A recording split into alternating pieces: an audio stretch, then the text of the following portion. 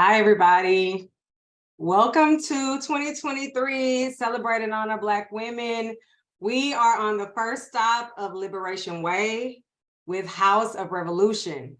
So my name is Crystal Townsend. I'm the organizing manager at Positive Women's Network USA, and we are so excited to be here today, starting Liberation Way, where we will be going down the path leading up to Celebrate and Honor Black Women in August, Black August. And we are so excited that y'all have joined us today here in the Zoom room, online in Facebook land. And also, like, if you are watching this after we are live, thank you for sharing your space and your time with us. I want to give y'all a little bit of the background about Celebrate and Honor Black Women before we get into this powerful conversation with two of our amazing revolutionary leaders in the HIV movement. So this idea of celebrating and honoring Black women came about around 2020. This was a time when the country was really at a pivotal point in turmoil from the Black uprisings. This was after the death of George Floyd, Breonna Taylor, Tony McDade in Florida, and Black staff at PWN really needed more space and more like recognition for their work and time to really grieve and process like so much that was happening in the world. This was also when COVID was happening. So Black staff, our brilliant Black staff at the time, they came together and came up with this idea of celebrating and honoring Black women, because specifically in the HIV movement, we know how much work that Black women have done, how we have benefited from the work of Black women, yet their work is erased and they are not acknowledged. And we see this show up in big and small ways. In small ways, on the organizational level, like people do not know how to really recognize what Black women are going through. Maybe they don't understand how to support Black staff when things like a George Floyd happens. And so this is our time to really take that power back. And we have these hashtags: honor Black women, pay Black women, respect Black women. These hashtags are a part of the commitment that we think organizations and the entire HIV movement can start doing to really give Black women the respect and honor that they deserve. So today, on our first stop on Liberation Way, we have the House of Revolution. This is a time where we will be honoring and really uplifting the work of some fearless leaders, Venita and Kamaria Laffrey. They mean a lot to us, and Sallie is going to take us down the path and really share what they mean to us. So I'm going to stop sharing my screen so we can see everybody, all of our panelists. First, I want to bring up Sallie. Sallie, can you please introduce yourself? Hey everyone, Sallie, she, her pronouns. I'm the decrim specialist here at PWN. Thank you. And now I want to bring into the space Venita. Hi, Venita. Thank you so much for joining us. We think that we see this conversation as really like sitting at your feet, the feet of you and Kamaria, to learn and listen and share your work. Last but not least, I want to bring up Kamaria. Hi.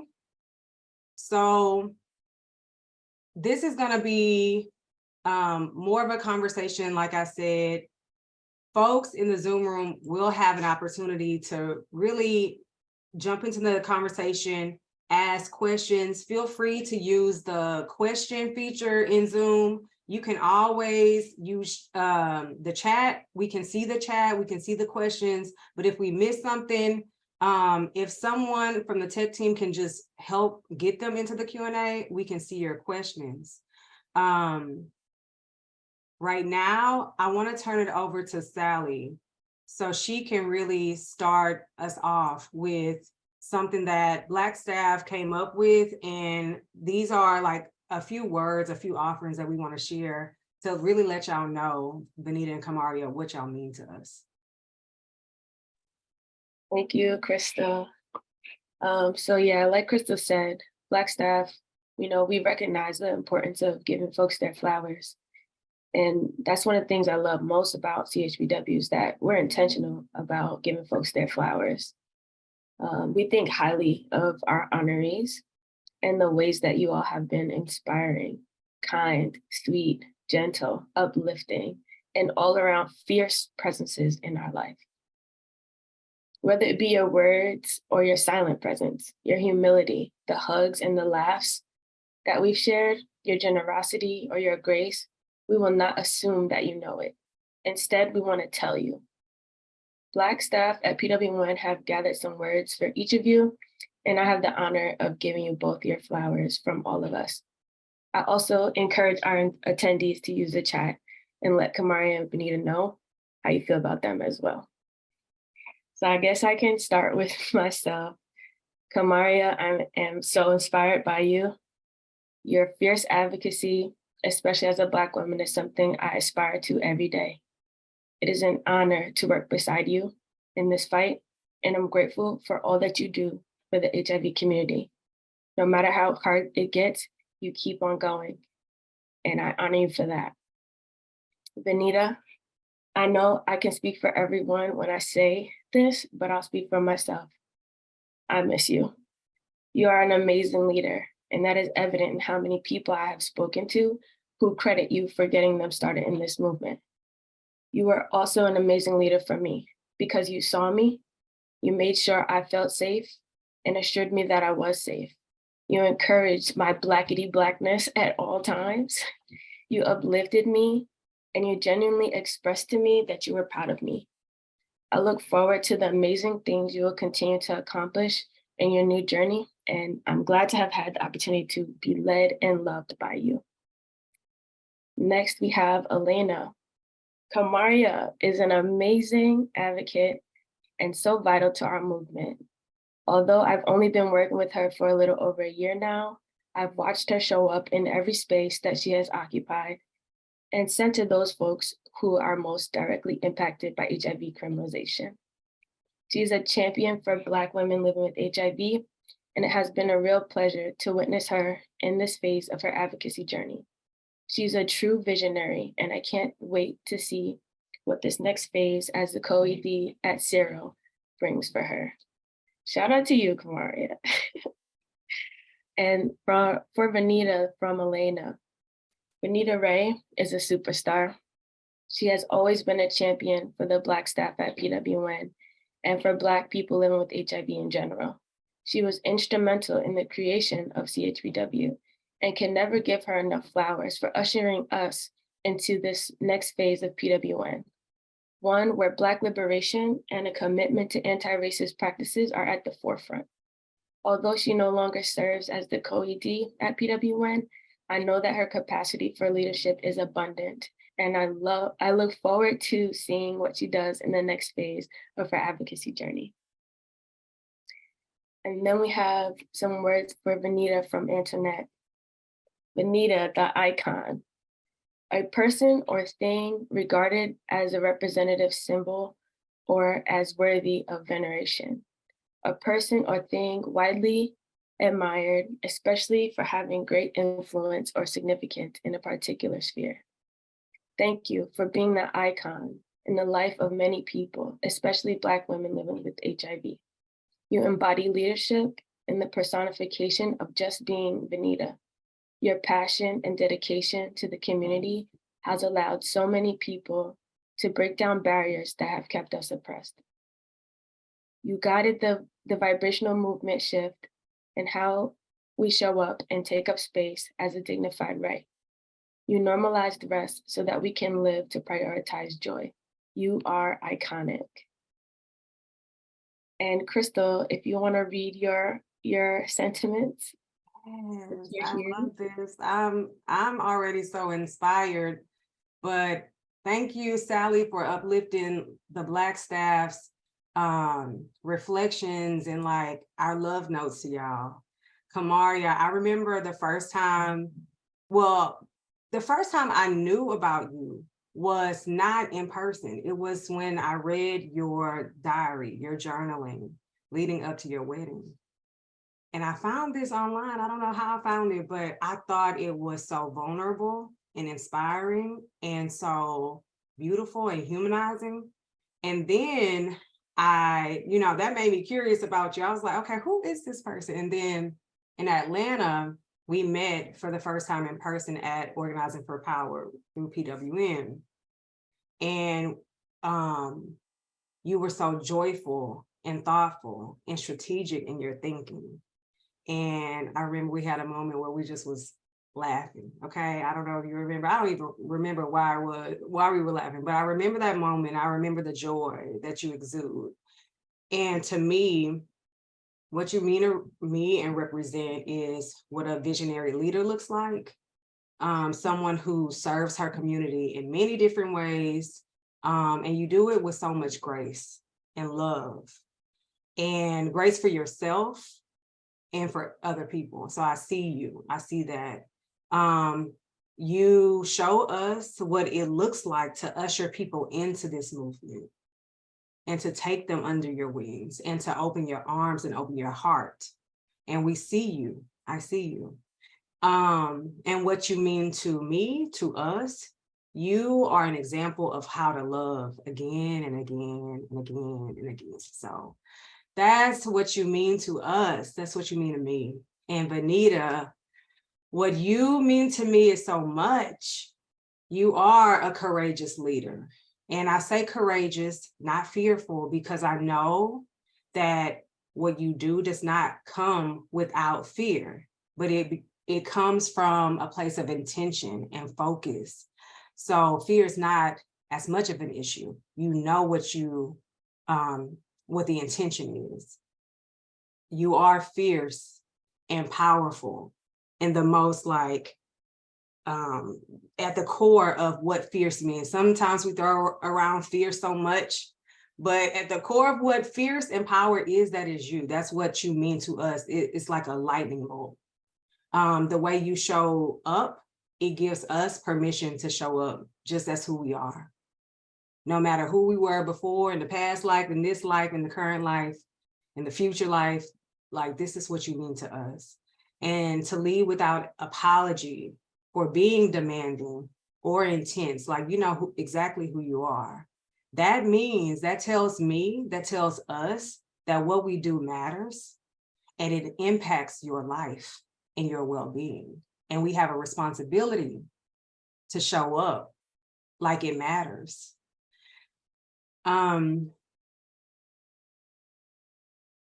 This unapologetic approach, it pushes us as a movement in ways, especially when we don't want to be pushed, in ways that advances the conversation and focuses the conversation and centers the conversation on who it should be centered on.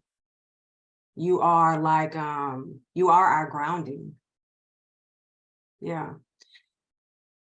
And I say this with the understanding that you are an accountability partner, and a partner in the sense of you don't tell us what needs to be done or tell us when we're not doing something right, but you're also gonna stay there, walk beside us.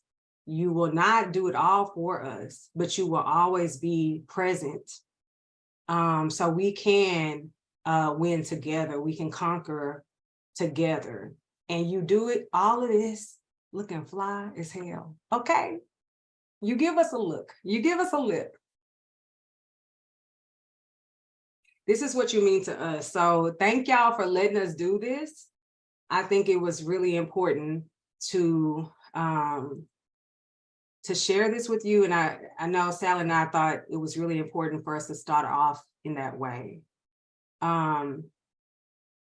So I'll just jump right into some of the questions that we had percolating. Given what we've already shared, how would you describe yourself or your legacy, or even how you see yourselves in the HIV movement?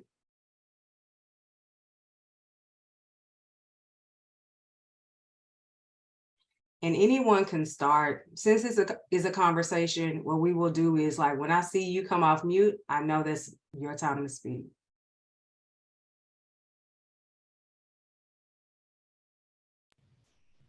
I'll kick us off first with a thank you for the flowers. Deeply grounded in gratitude on that. I needed it, so I appreciate it. Being told that you're being seen. In my bio, I always say, like, I started off by saying I'm born with chronic optimism and Black girl magic. And I don't say that just to be like cute about who I am. Like, that's literally how I operate. I don't know where the optimism comes from, because there's times, y'all been on calls with me where I don't know how well I show it, but I'm mad, or I'm confused, or I'm frustrated. And it's because of the things that you share in community about how others hold up one another.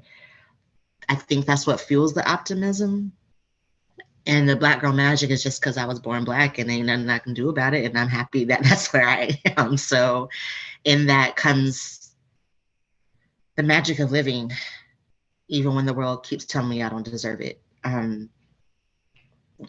With that, in my advocacy, I would describe myself as somebody who's always going to question. Even if I already know the answer, I may know why the systems are messed up the way they are.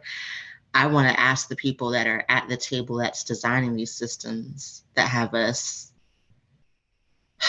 fighting for our lives, do you know why you're complicit to this foolishness? Do you know why these policies are in place? And usually they don't. It's just a paycheck for them, for most of them. So anyway, I describe myself as always being willing to ask the questions, even when I'm somewhat certain of the answer, or when I'm afraid and actually don't know the answer and I want them to say something different because of my chronic optimism. So I'll stop there because I'm still processing all the things. Crystal, can you please repeat the question? Absolutely. So how would you describe yourself or your legacy, or how you see yourself in the HIV movement work? Okay, yeah. Yeah, I need to also say, I'm holding back right now because those words touched me to the tip of my toes. And yeah, sometimes I think people are describing somebody who they want to see, not the me that gets to show up. But I thank you all for that, though, deeply. If I could describe myself, it's kind of twofold. I want to be a leader builder. I'm how do I inspire, motivate you to help facilitate that next journey? A visionary, a practical visionary, if such a thing ever existed, because I want to see the dream, but I also want to know how to get there. I think my legacy is that we don't accept no. We do not stop. And fierceness is, I think, more than ever needed.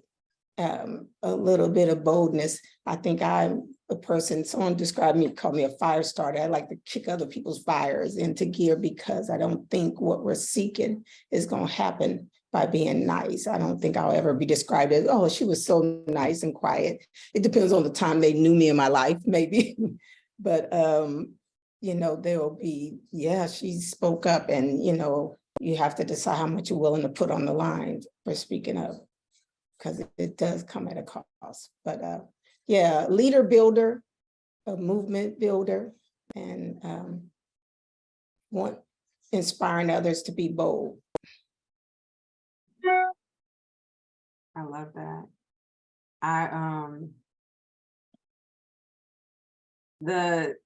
question that's coming up for me is like, you are inspiration. The both of y'all are inspiring to so many. But what inspires you to be this way? And I think about this question, even wanting to acknowledge like two of our fierce trailblazers that we just lost. So I want to say their names. I want to call their names into the space. Ramsky Evans and Tiffany Marrero. And they are two of our legacy trailblazers that we will be honoring this year. And so when I think about when community like takes losses like this, and like people are struggling to keep going, what inspires you to keep going?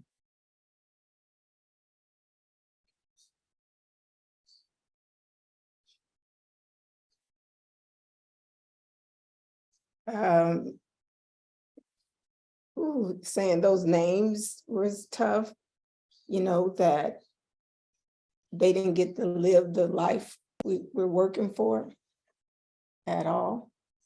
And so their memory will inspire me as so many others, but I am motivated by love, rage, and a belief in the impossible, or what folks may call that, but I have a deep love. And one other thing, I have an extremely strong sense of fair play, of justice, just fairness. I mean, before I even was fighting this fight, just fairness, you know, but rage that I don't have to hide anymore, anger, because I definitely, you know, balance with love at the core of that, and anger that we had to lose our trailblazers too soon, and so many others. So what inspires me is that we cannot quit. I have a grandson coming up, and I've had to have the DWB talk twice. You know, I get inspired because I'm so angry I won't be here, and how will I have left it? You know what I mean? How much different. Yeah, I had a grandson graduate from college Friday. That was so cool. But when he walks away from us, folks see a 6'5" Black man. They don't know he's a gentle giant. So that inspires me and keeps me angry and keeps me motivated, and in the love of, in the belief that they can have more. I won't stop.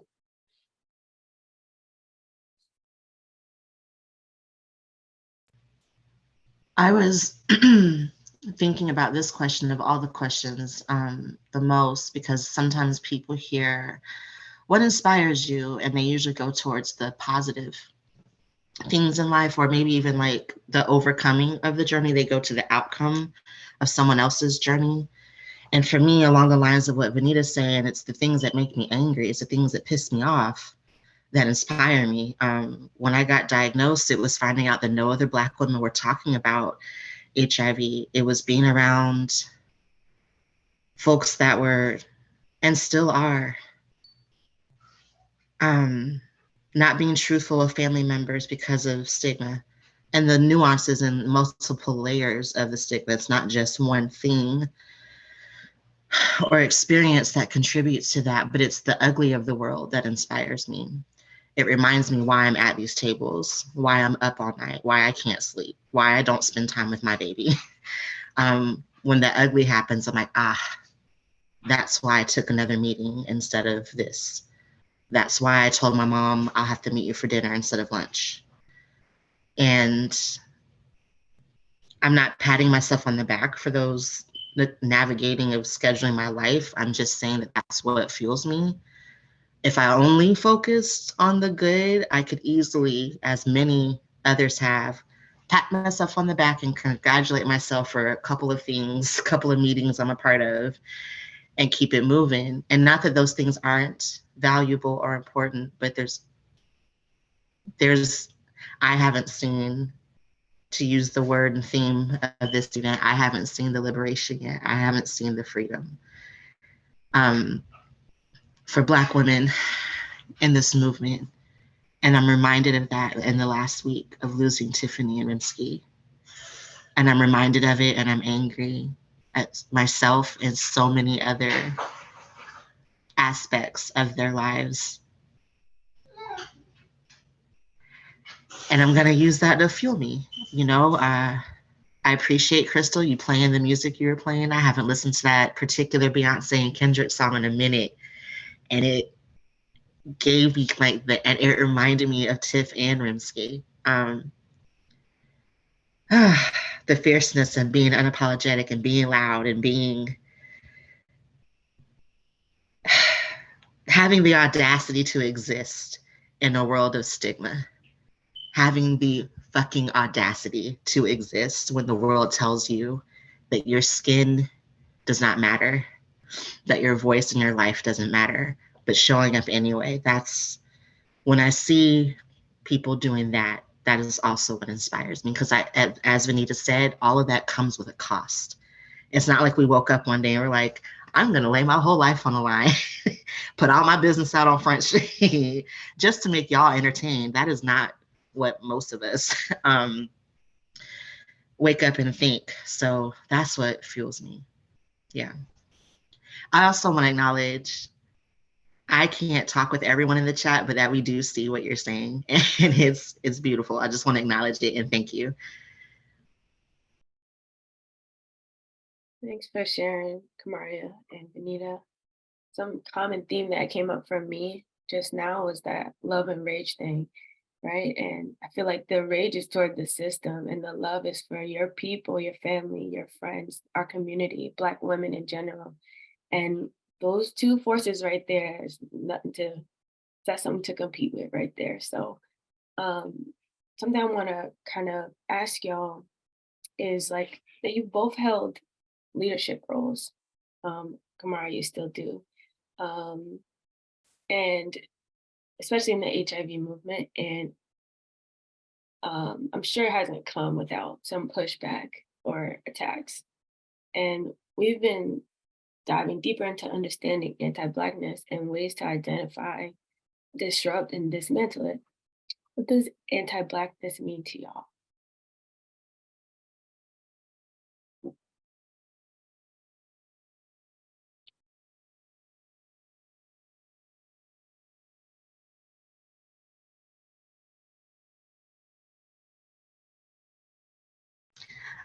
I'm really grappling with that answer. With the answer, it's not that I don't have one. It's just that it's so nuanced for me.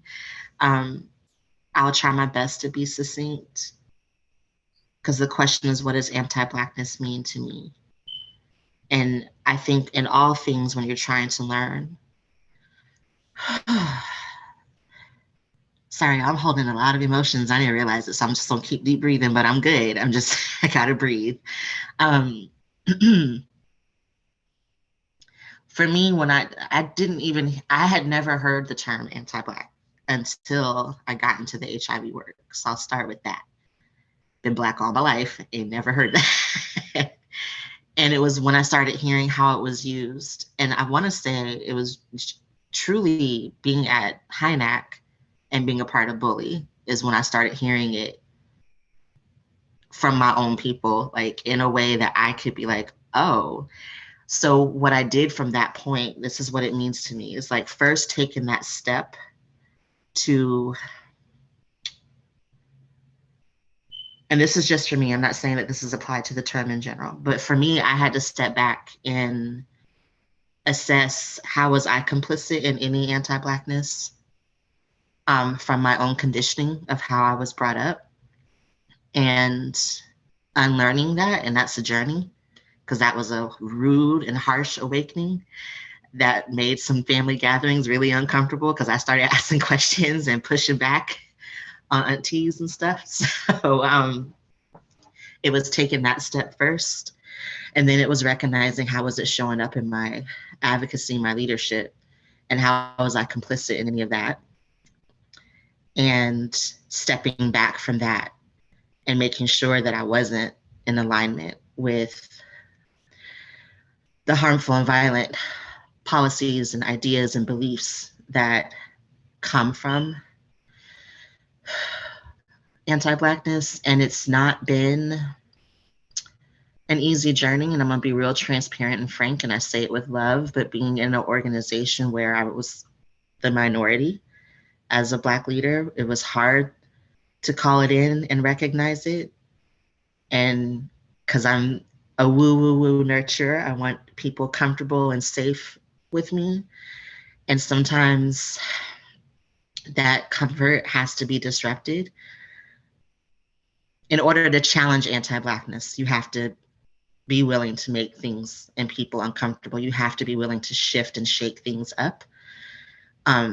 You will never get to change with comfort, as far as I'm concerned. And I'm grateful to the leaders that come into this work with that knowledge to educate others. And again, I cannot help, I think the reason I struggle with this answer the most is because I cannot help but think about Tiff and the conversations that we had at Bully about anti-Blackness. And if y'all were there, y'all know, I won't go into it. And then seeing anti-Blackness through her eyes. And then also like colorism and understanding that in my family, in my community, in advocacy. So what it means to me is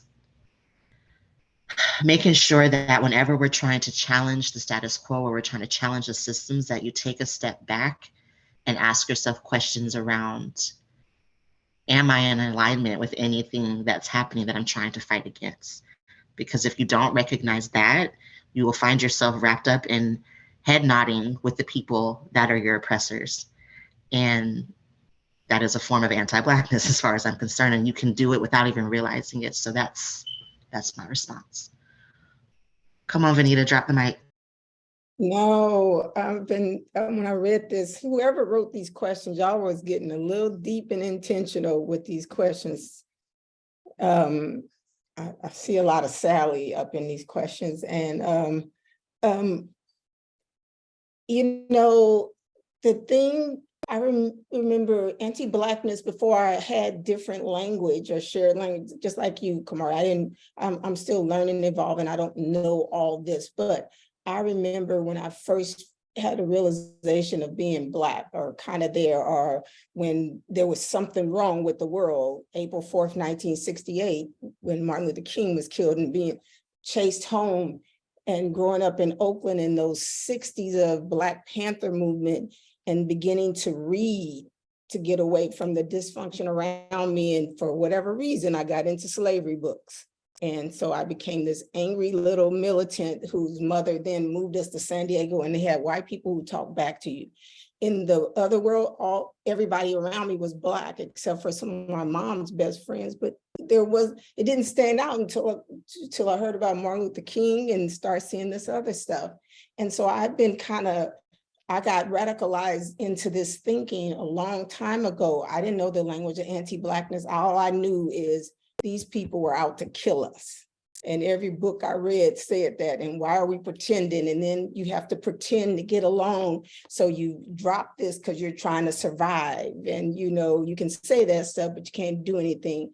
And I get HIV and coming here, and it's like HIV is so damn big. They working together up in here. This gotta be different. And I don't think I gotta bring all that back with me now, because we are in common. I guess I'm looking, watching, they act kumbaya up in here.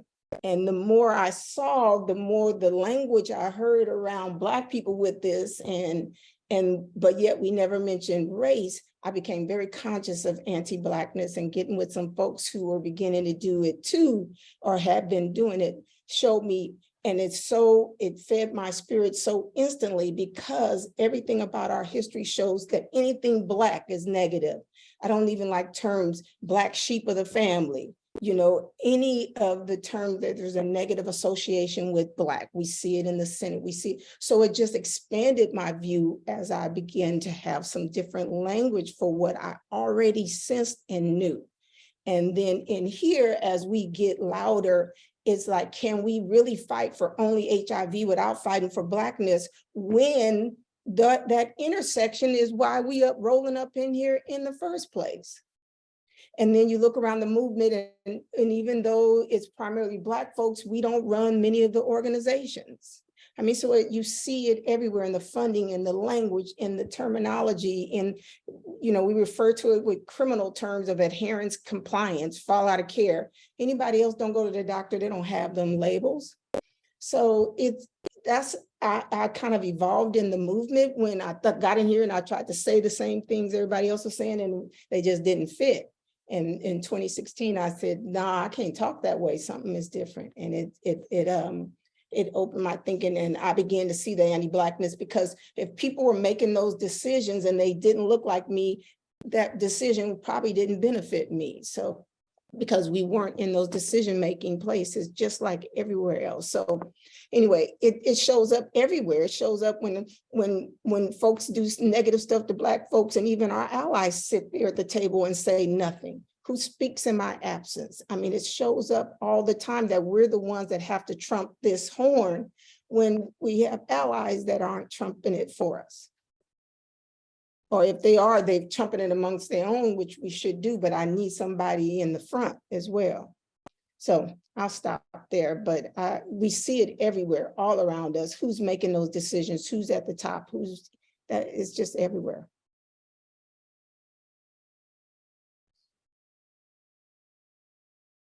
Yeah, I'm sorry, I just want to add something, because Venita, you, as always, you got me thinking.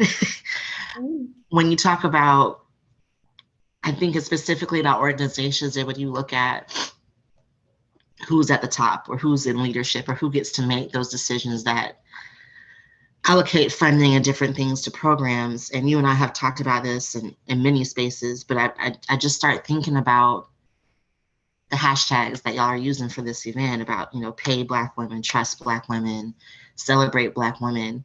It makes me, and I already know the answer to this, but it just makes me want to ask with a bullhorn at the top of the biggest conferences, what are y'all afraid of? Are you afraid that when we're in leadership, that we're going to dismantle things and actually serve us and save us and then put you out of a job? Because I am a firm believer that public health is supposed to be forever, but not HIV. And it makes me wonder, yes, I'm gonna get a shirt, I'm gonna wear it. Because it has bothered my soul when I think about HIV and identity and who's gatekeeping us, whether it's pharmaceutical companies, funders, ASOs, whoever, like who keeps trying to flex that they've been in this field for X amount of years, but nothing's changed. And when I look at the nothing's changed, I look at who's in leadership and I'm like, what are y'all afraid of? Why are you so afraid of us? We're supposed to be working ourselves out of a job. But that's all, because that's the thing you sparked in me, Venita. And I just really appreciate this conversation. Yeah, I love what y'all said. Something that stood out from what both of y'all brought up is this idea of like allyship and like how did we define that, and what is that actually, and when do we decide when an ally is doing their job? Something, you know, that also came up when you're speaking, Kamaria, is like a fear. There may be a fear of allyship. I mean, yes, we're fighting a system, and as Black folks, we are just a part of that fight automatically. We were born this way. So we're fighting every day. But our allies, it's like, y'all not fighting this fight yourselves. You're fighting with and for us. So sometimes I think of like, how can we define allyship? What does it mean to be a genuine ally for Black women and Black people in general? Ooh, it definitely means more than, you know, one of my friends brought this example to me, our folks in Tennessee, 2 Black men, 1 white woman, the 2 Black men get expelled, the white woman it doesn't, and they go on TV together and everything, and my friend is like, I think I'm off your question. But like, wow, we got to give everybody credit because she's standing with us. I said, what does she have to lose? What was on the line? I mean, did you quit and protest? What was on the line? Yeah, you go back on today's show tomorrow, but what was on the line? You know, allies for me, I don't have to say I'm in allyship to do allied shit. You know, if I'm at a table and there's no trans sisters at the table, I'm going to say something, or no Black gay men or whatever. I'm going to, did you talk to anybody? I don't need to be calling it, but putting skin in the game, taking a risk. And I got this from Octavia, so I'm not going to take credit for when she first told me that. I said, okay, I got you. You know, it's not, you know, it's not speaking for me when you can make sure we're speaking for ourselves. It's coming with the caveat, we need to shut this down until we bring them to the room. Or using that privilege, which we all have some here too, but using that privilege for purpose, you know, bring somebody else or use it to disrupt. So we may not always see it, but I damn sure when we're marching and my Black body stands out, I hope we got some allies on the outside, you know, blocking so that we can all possibly make it. So I'll stop.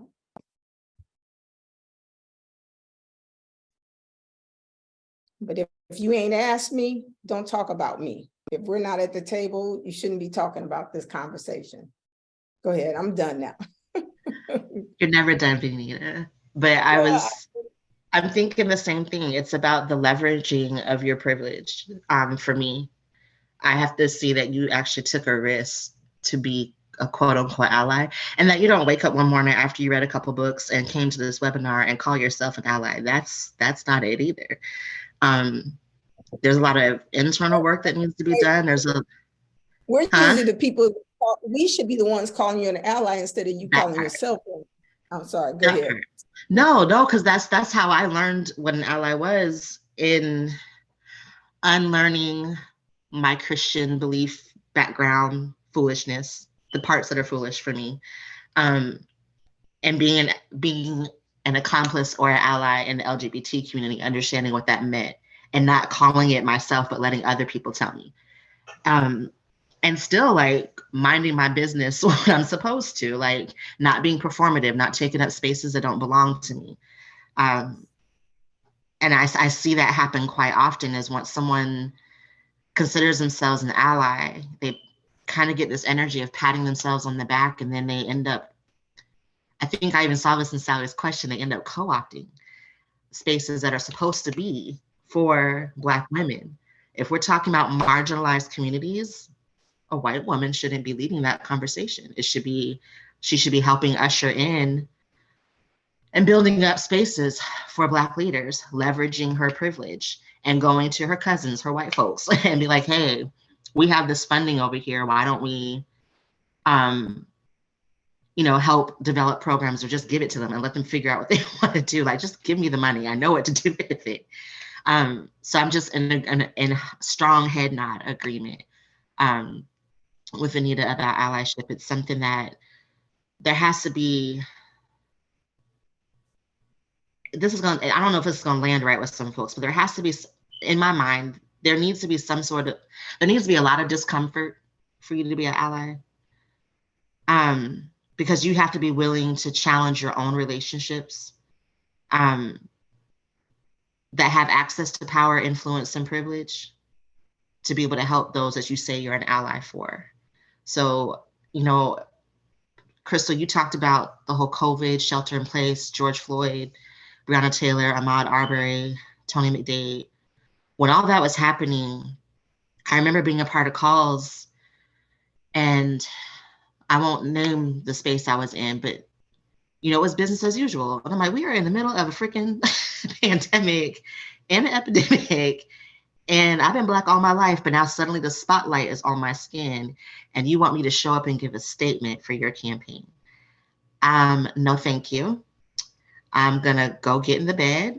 I'm gonna rest my nerves. I'm gonna lay my burdens down while I weep and mourn for my people that are being slaughtered in the street and being used as a Hunger Games entertainment system. Like, that's really what it felt like for me. I felt like we were in Hunger Games. I'm like, we are sitting here watching this, trying to out-ally everyone else, trying to outperform everyone else on who's a better ally with the black box statements. it was terrifying to experience that. And I literally kept waiting for when it was going to stop.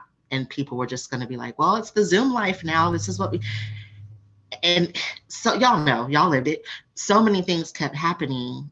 And so now I'm really paying attention to those that were very vocal and identified funding and making statements and the black box announcements. Where are they 3 years later? Where's your money going towards in elections and campaigns? Where's your money going towards in natural disaster? Why does Michigan still not have clean water? Why does Flint still not have clean water? Like, we had time. We've had plenty of time to figure this out. You know, things like that. So when I think about allyship, it's like you have to be sacrificing something to be a service to the people that you're saying you're an ally for. That was a tangent and a half. I'm sorry, y'all. Said it all.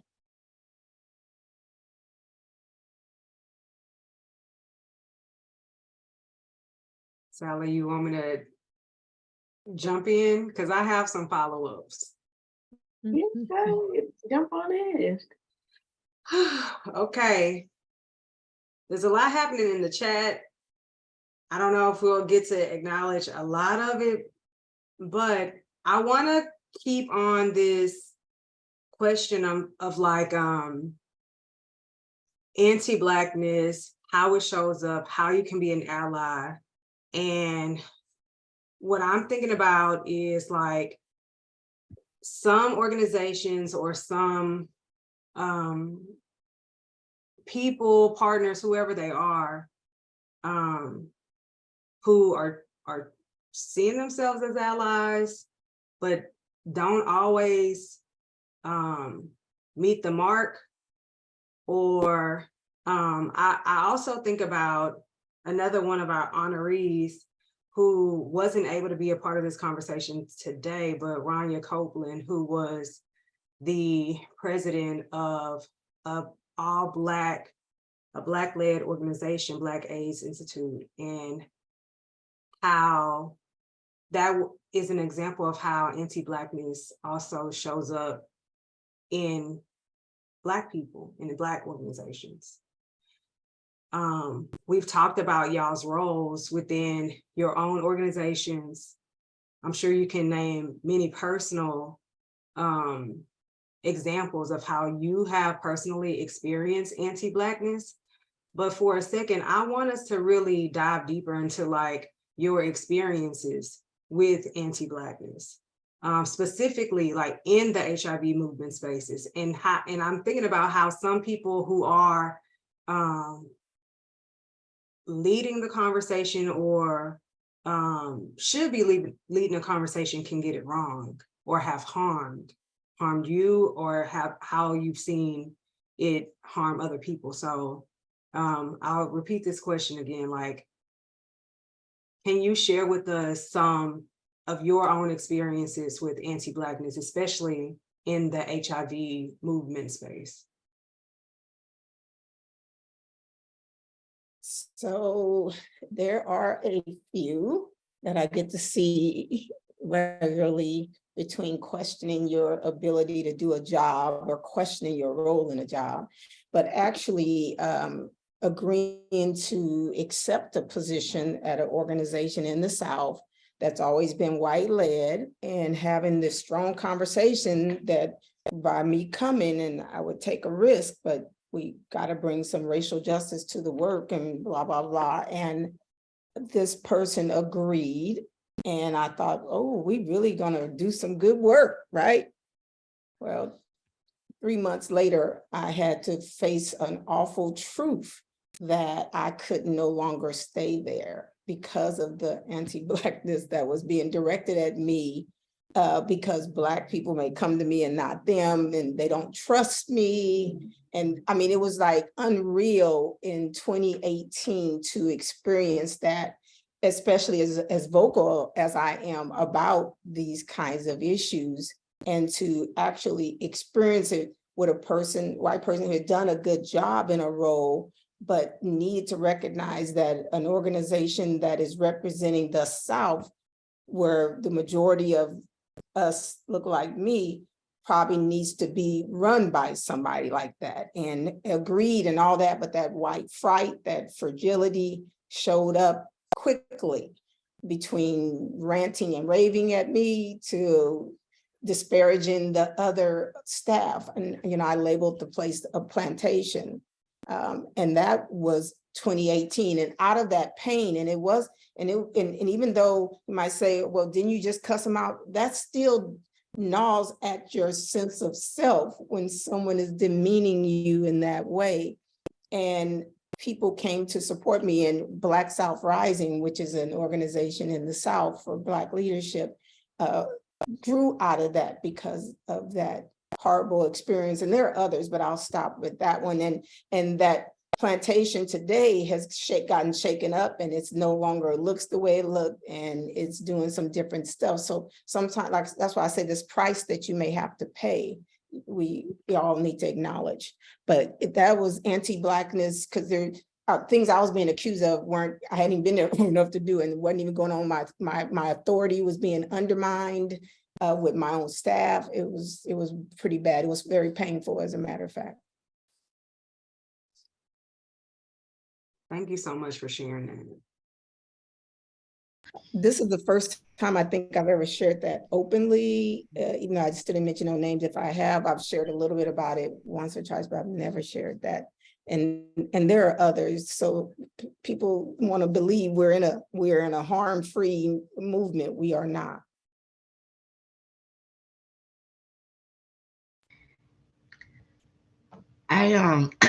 When I first read this question, I was like, dang, y'all really going deep. Y'all really making us unpack. But I'm grateful because, Venita, even though you haven't publicly shared that, people need to know. We need to have those conversations.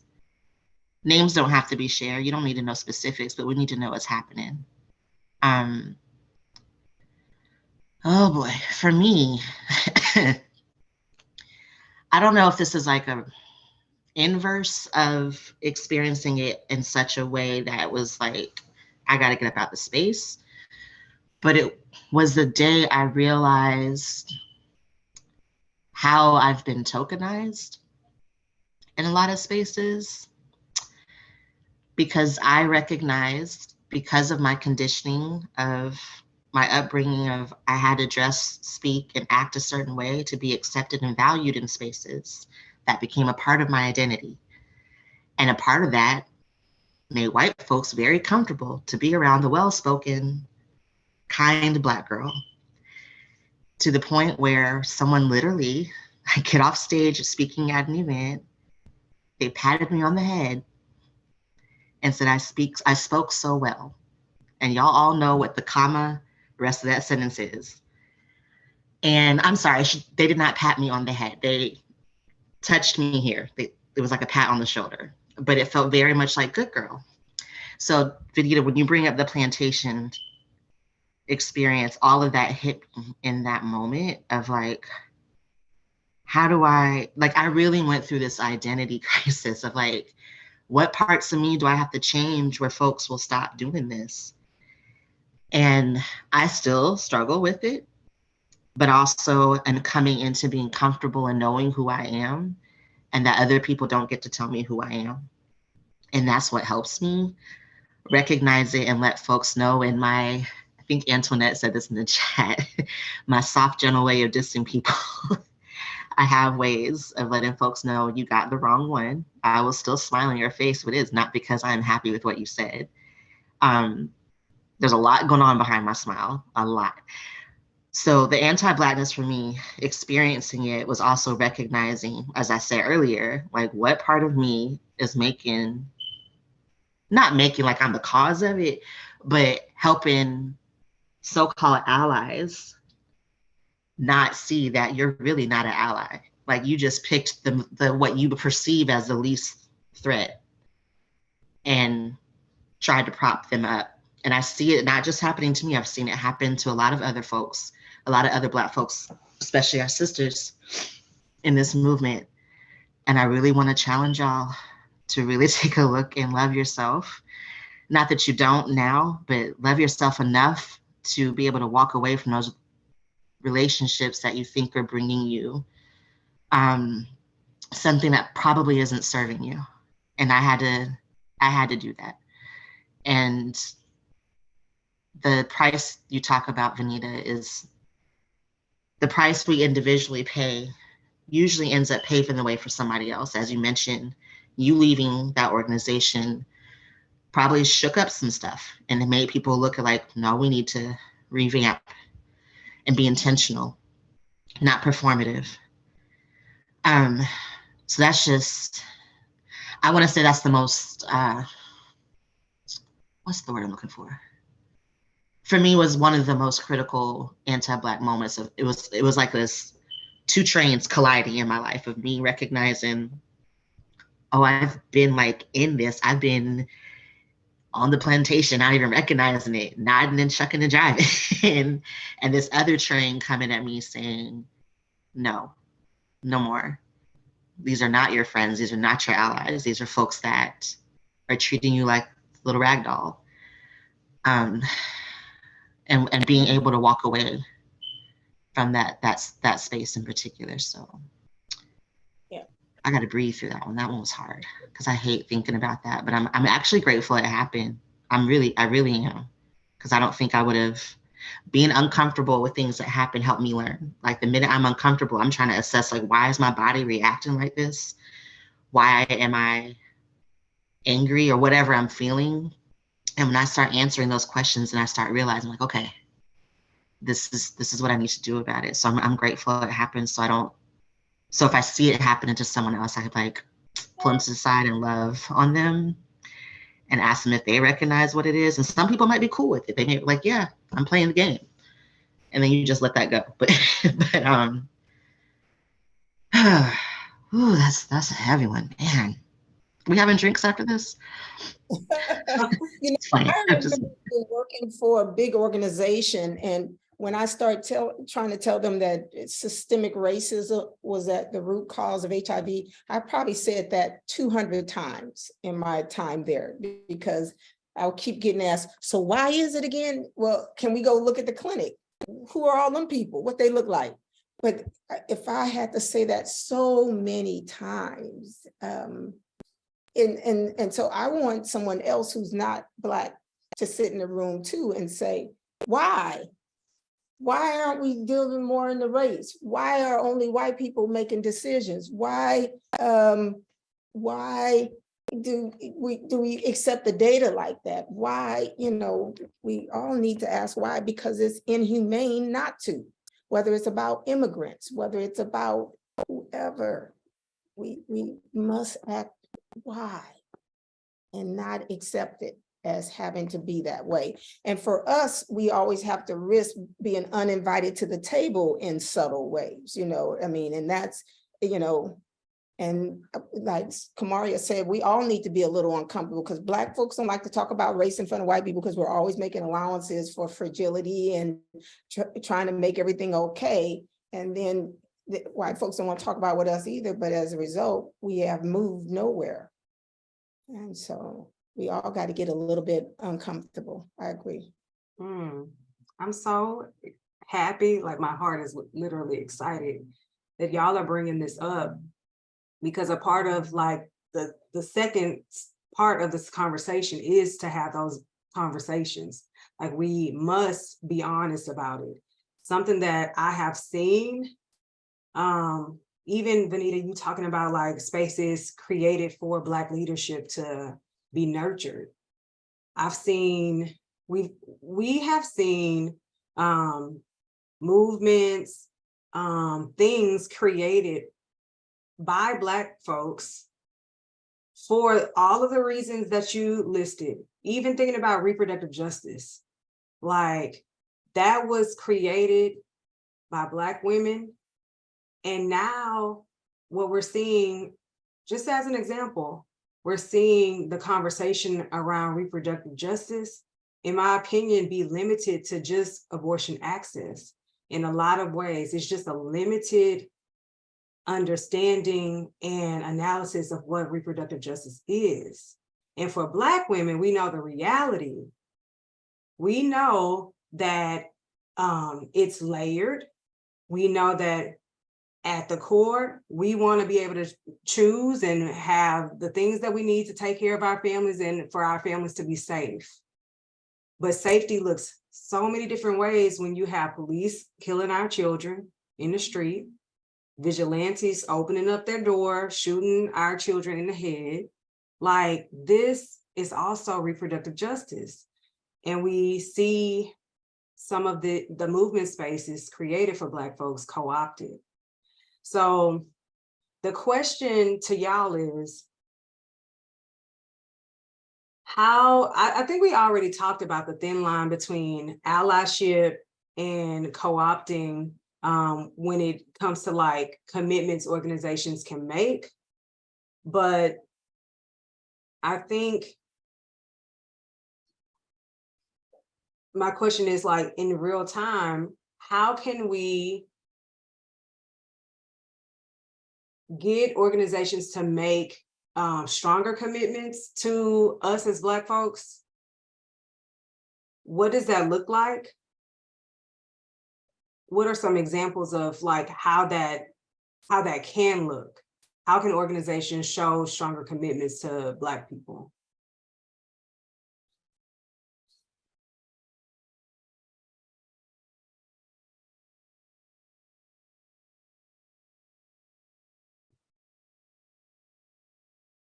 I think I just talked, but do you want me to go or you want me to?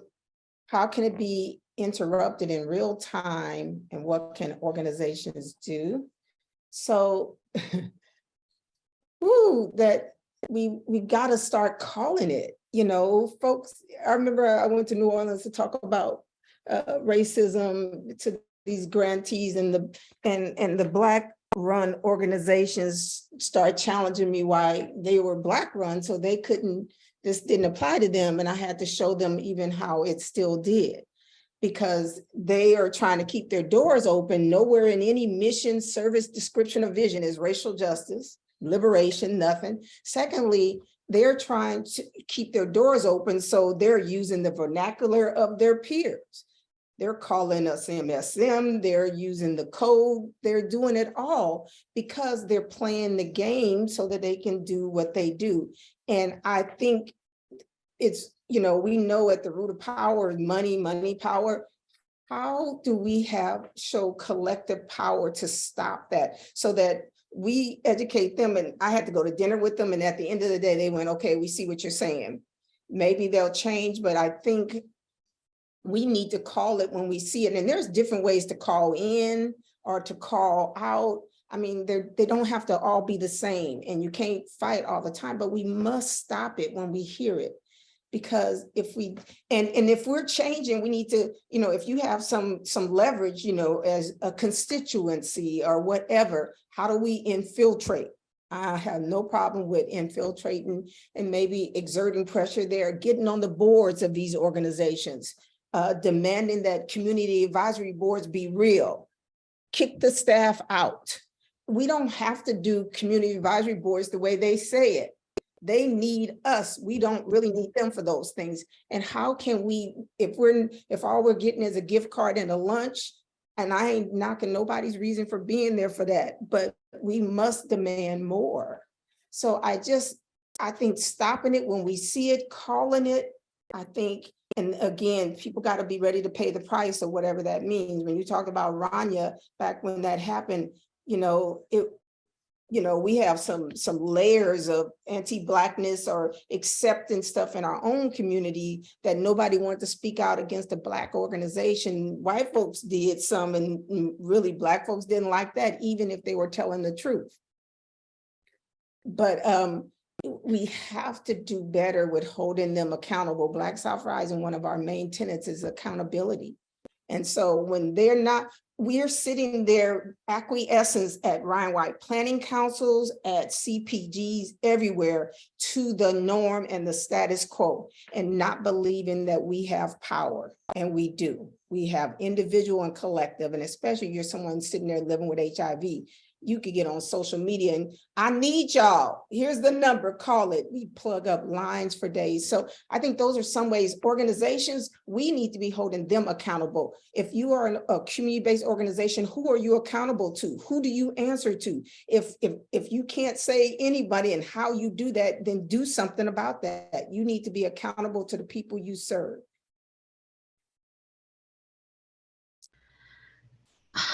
This makes me think back to what I was saying earlier about, what are they afraid of if we're, at the helm leading. This question literally just drained my energy, and I'm not knocking it. I just thinking about it, I'm like, holy hell, what can organizations do? Get out the way, just move. But along the lines of what Venita was saying, I think about something I got to be a part of with the Racial Justice Index, and being able to have organizations answer questions about their hiring practices. And as Venita said, like, who's on the board, who's a part of this, who's a part of that, and it's anonymous, and having folks be honest about their structure. And it's still in development of like what the next phase of that's going to do to help organizations be able to address it. So I'm grateful to have been a part of that as one thing that it's HIV organizations, I believe, that are filling out this index, but having an honest assessment of that, but then in that assessment being ready for folks to come and even be like, yeah, your ED has been ED for a long time, and maybe it's time for representation to actually match the people you're serving, and for you to step back or define another mode of leadership. But I also think about the dollars, because even if you have somebody in leadership, if the dollars and the training, you can put people in leadership, but if they don't know what they're doing, then they can also just nod and agree with what the board is telling them to do, what they think they're supposed to do, so that they can continue to earn a living wage. So I think training, meaningful training and skill development for time management, for understanding language, for knowing how to put programs together, for understanding when a grant is approved, what that looks like for the community. And even before that, before the grant gets submitted, having Black folks review it and be like, does this speak to your community? Does this actually solve or address anything that's happening in your community? And if the answer to that is no, then you're gonna have to step away from that grant and be like, we'll try again next time. Stop chasing dollars just because you want the dollars. That's something that organizations can do, because there's other organizations that are Black led that are also trying to write a grant, but they don't get it because this other organization with expertise and knows the right things to say to get the dollars is getting it, but they're not actually implementing anything that's meaningful because they didn't have Black folks review it. That's just a couple of examples that pop in my head. I also think about, and Venita, you might have said this, but I think about like how we as HIV advocates carry the banner of MIPA, the meaningful involvement of people living with HIV. But like Venita has said, we don't talk about race in that. And I feel like the same energy that we have as advocates around MIPA and JIPA needs to include race. I hear it always brought up at the Ryan White Care Councils that I've been a part of who's at the table doesn't match the epidemiology report. And people will check off a list, literally like, yep, we got our Latin folks, we got our Black folks, we got our trans folks. But then you look at like, but do they understand the things they're voting on? Do they understand the decisions that are being made? Do they understand why this jurisdiction gets funding and this one doesn't? And the answer to that is usually no. They're just nodding and smiling and filling a seat. So organizations need to be intentional about when you're onboarding folks onto your planning councils and boards like that, of like meaningful training around, addressing and recognizing the racial inequities. And Venita, I see you shaking your head because like we've already had these conversations with these folks. Like we've already told them this is what they need to do. We have. Well, we can still sit right there and go along with serving on those planning councils ourselves when we're sitting there going along with it.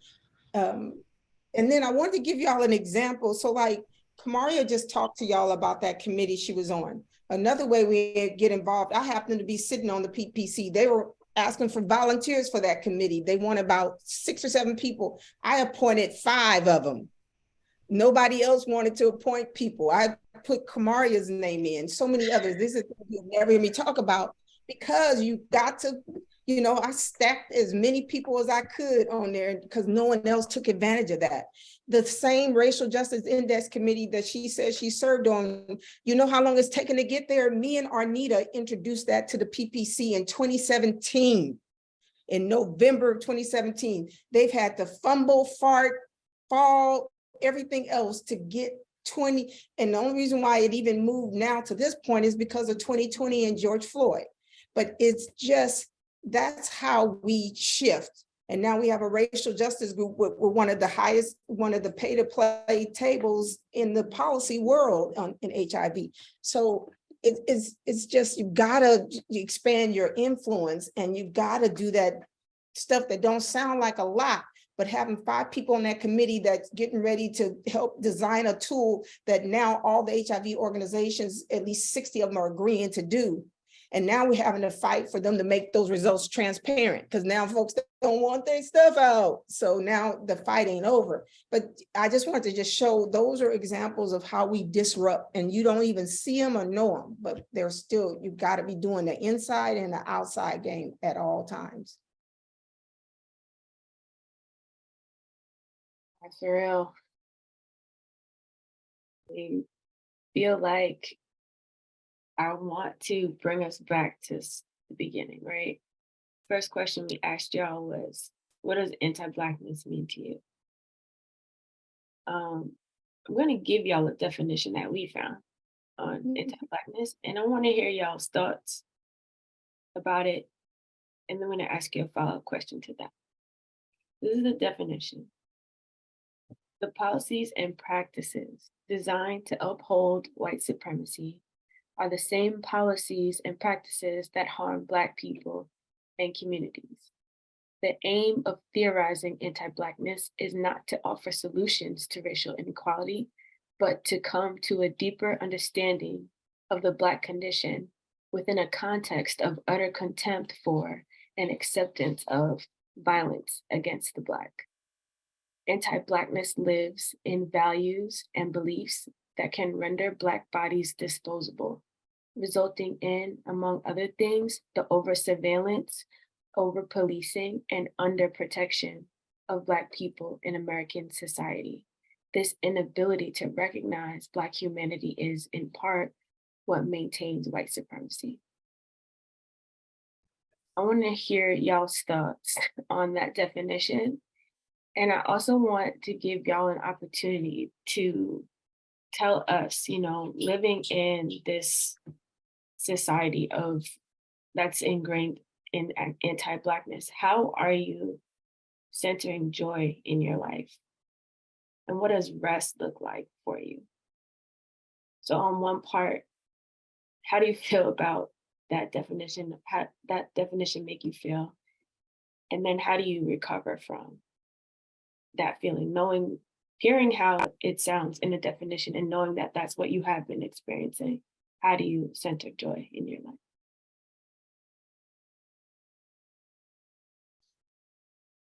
I want to learn from Kamaria, so I'm gonna wait on her. Okay, Venita.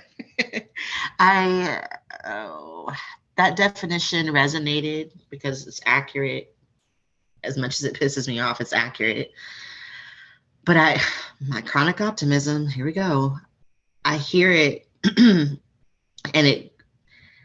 the fact that someone took the time to actually, put words together about, describing something that folks have been experiencing. Thank you for putting it in the chat.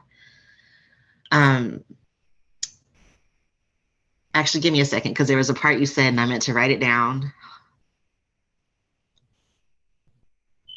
The 2 things that came up for me was the coming to a deeper understanding of the Black condition. And that's something that I think gets danced around. We want to talk and I appreciate this definition also includes us not to come up with solutions. And I think that's like the default for some folks, is that they want to have strategies and programs and policies put in place to counter the policies that have us in this situation in the first place. And that don't make no sense. Because we do all of that without understanding, taking the time to really understand the Black condition. And you will never understand it unless you talk to Black people. And you can't talk to one Black person and think you understand all things Blackity Black. We are not a monolith. I remember hearing Kenyon Farrell say that at Bully, and I was like, ooh, I wish I knew that when I was in 6th grade and I was getting picked on because of the way I speak, and that I don't have to behave a certain way, or be around certain people it's just to be Black. I'm Black regardless. So I appreciate this definition, but I'm pissed that we have these words to apply, because I don't know how. Now I'm being pessimistic. I don't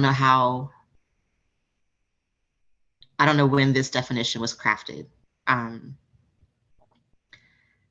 fully, and would love to see a broader, tangible change. I can recognize small changes. I can recognize progression, but I just, specifically in the HIV world, I know of the small spaces where it's all Black and we have these conversations. But then when you turn around and go to a federal meeting and you've got federal partners sitting at the table and they're not bringing up race and they're not talking about anti-Blackness, it leaves me in a state of like, I don't want to cuss too much on here, but it just leaves me in a state of what the fuck. So to answer the second half of that, knowing that, how do I find joy? I think I say this often on calls that we're on. The times where I'm feeling rage, I don't know why this works for me, but I take a shower and I twerk while I'm in the shower. I don't know why that brings me out of, y'all don't need that visual, but that's just what it is. I did it a lot this past week because I just would wake up angry, and I don't like starting my day off activated by rage.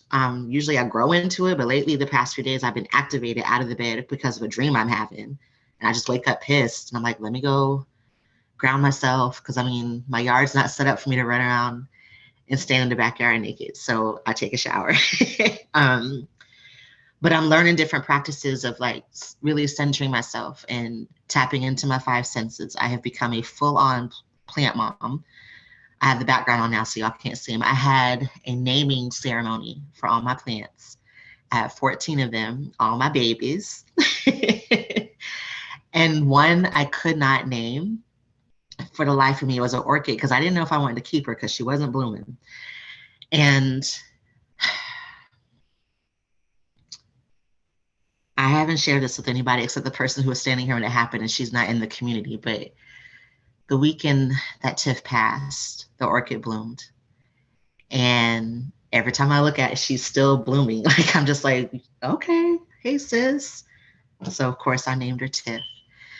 So I tap into the universe and nature reminding me that my life has value, because it gives me these little gifts and surprises.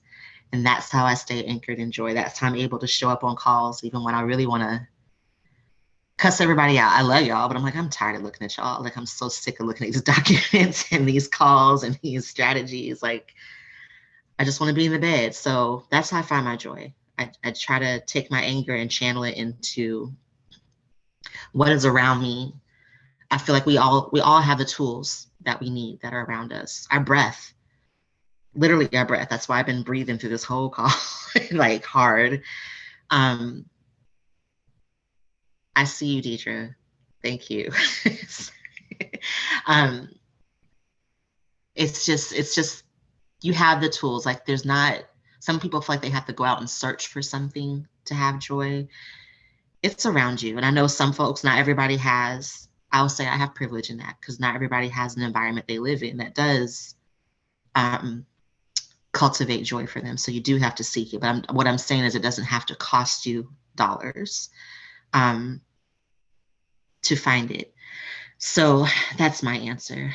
I'm rambling now because I distracted myself with my orchid. But yeah, being a plant mom, that's where I'm getting on my joy right now. Go ahead, plant mom. that definition was powerful. It said everything I would probably say. That part about the inability to recognize Black humanity is in part. And it comes up everywhere. You know, it's baked into shit. It's baked into me even. You know, I have to be very conscious to, you know, look at why I'm doing things a certain way, because I'm a timely chick, and my own ego will say, see, that's white supremacy stuff. Well, I don't believe in CP time. So shit, you know, we are not homogenous, and I really believe that. But I'm always trying to think, what am I perpetuating here? Because I do accept the fact that this shit is baked into us. We are fed this in utero, you know, before we ever breathe this other air. And but the inability to recognize our humanity is about power, it's about money, and you know, it's baked into everything. And one of the things I've learned in studying some racial justice stuff, that I don't know that we can have full liberation and I don't want to say equality, but I want to say equity, racial equity, in a capitalistic system. Can those two concepts coexist? So are we fighting, you know, a battle that says either we change what we're built on in order to recognize, or maybe to move and shift away from anti-Blackness, or to shift away from this white supremacy culture? I don't know, but I have a problem that says, as long as money becomes the root and money is power, that is inconsistent with maybe some of the aims that we're going after.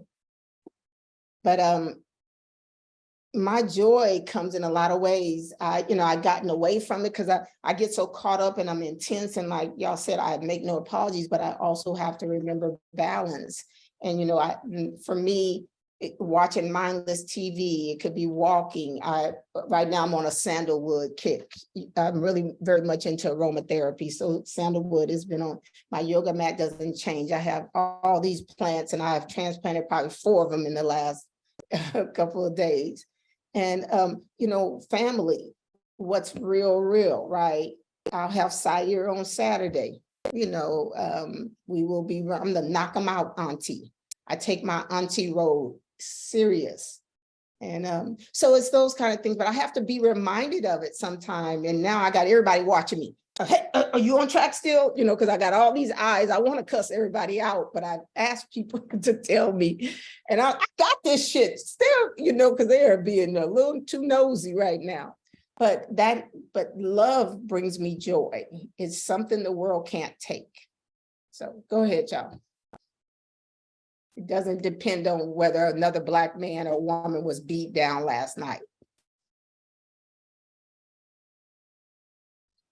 We're back in full circle with love again.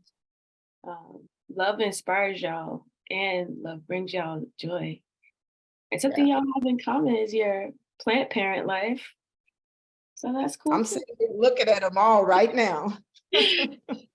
Love that for y'all, and love that y'all will incorporate something beautiful that you can just look at and love on and care for and talk to, and let it speak to you, as you said, Kamaria.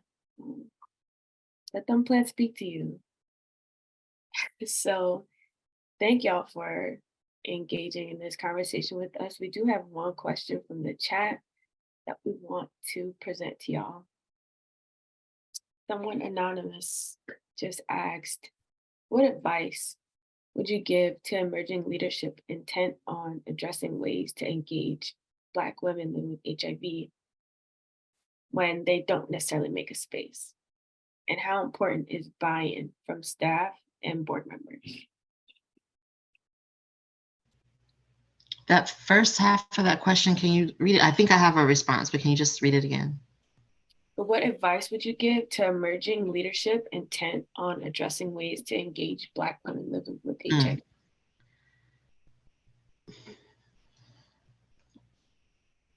First, I say is hire one. So I was just, because I'm hearing this and reading it as they're the emergent leadership. demand it. Like, I guess I'm trying to understand context, but if I were in that space, for example, if I felt that something that was a part of an organization didn't align with me, I would ask them, how do you plan on implementing this? And if they don't have an answer, then my answer to them is no, I will not stay here. Or if you can't help me cultivate it, if you can't help me build it in and fold it in for me to be able to sustain myself as a staff member, I'm out. So the second half of that question of how important is buy-in from staff and board, it's critical. But if that staff and board isn't in alignment with what you think needs to be in place at that organization, then that's not the place for you, is what I'm trying to say. I hope that makes sense. Yeah, I might chime back in a second. I know probably need to wrap up. Yeah, I was thinking about hire Black women. You're trying to engage them. Best way to engage them is have us show up every day, that and not be an afterthought. And if you're at an agency trying to do it, put some money in that line item, because other folks are motivated to be there for a certain reason. Folks want our emotional labor and all this without, compensation or without acknowledgement of that is labor, and so start demanding it. If you look around and we're not in decision making, begin to ask why, because we just can't do it ourselves. If I had $1 for every time I've been called the Black angry Black woman, and $1 for every time I tried to deny it because it was an insult, call me that today, and I'll probably say, yeah, you're right. I've learned that it is so okay, and I'm not trying to pretend that respectability politics is what's going to get me over. I'm not trying to build a career. I'm in a very different place, thank God, to that. Stop asking why, go up to some Black women and then challenge us to be greater, because we're so confined by white supremacy and our thinking and what white folks will allow. We don't even sometimes, you could take away the bars and people will still stay on that inside, because you've never ventured anywhere else. So sometimes we have to help each other by pushing our own imagination, which requires privilege and space. I'll stop. And can I just say for the record, that imposter syndrome is a form of white supremacy. Like, it's real, but it's not like it's a shackle for me. I had to tell myself to stop saying it and to stop aligning with not believing in. It's in my bio that I have Black girl magic. I think all Black women have Black girl magic. How can I say that and then doubt myself when an opportunity presents itself to me that allows for my creativity to thrive, that allows for my voice to be amplified? So imposter syndrome is from the pits of hell, as my grandma would say. And yeah, I agree. I agree with Venita. Like, I'm so grateful for this conversation, because I copy pasted these questions into my virtual journal, because I'm gonna use these as prompts periodically in my leadership development, because I won't always have this webinar, this recording, y'all in my space, and I live in my head a lot. So I'm really, really grateful for this. Yes, Wanda, I said imposter syndrome. It's I don't know the actual definition, but it's when like good things, great things are happening to you, for you, and you keep telling yourself you don't deserve it. You question your skills and abilities that you naturally have, that you worked hard for and developed, and you tell yourself that that's not enough to be valued for whatever it is that you're being valued for. And you think you're an imposter. You see yourself as a fake. And I don't receive that. That's the new thing I'm saying now, is I don't accept that. I don't receive that. I deserve to take up all the space. I deserve to be as loud and Black as I want to be, or as quiet and as Black as I want to be, but I know I have strength either way. So I think that is a beautiful way to close us out. Kamaria, that is a reminder that Black women, we deserve joy. So when it happens, it's okay to say, that was really good. We deserve it. You deserve it. You deserve good things. So when it comes to you, receive it. So thank you for allowing us to give you your flowers. And thank you for receiving these love notes, all of the hearts in the chat, all of the questions and comments. Thank you for sharing your space and time with us. Folks want to know how to keep in touch with y'all. So I don't know if y'all want to share emails. I don't know how y'all want to share how folks can keep in touch with you, but I see that in the chat. So how do y'all want people to find y'all? I'm on Facebook and my Yeah. email. I'll see some of y'all at HiNAC. I'll be there. I'll see some of y'all at UCSU, whatever. We're gonna be talking about racial justice up in that joint. Yeah, I'm on Facebook as my first and last name. I'm on Instagram as InstaCam3. I don't use my Twitter. I retweet on Twitter. You don't want to follow me on Twitter. It's literally just retweets. And yeah, I'll be at all the places, all the conferences. So Positive Living as well in between there. It's their 25th anniversary in Florida. I'll be at HiNAC, of course. I'll be at USCHA. I'll actually be at an adherence conference in Puerto Rico. I know, Venita. I'm going because I've never been. That name. That's why I'm going, because I want to be in the space and shake some stuff up. But yeah, that's how folks can keep up with us. Thank y'all. Just a reminder for everybody joining, we will have a part 2 next Wednesday, same time. Please, if you haven't registered already for the conversation, we will be diving deeper, having your own reflections around anti-Blackness, how you've experienced it, how you've seen it happen, and how maybe you've perpetuated it. So continue along Liberation Way with us. Thank y'all so much for joining us. Bye, y'all.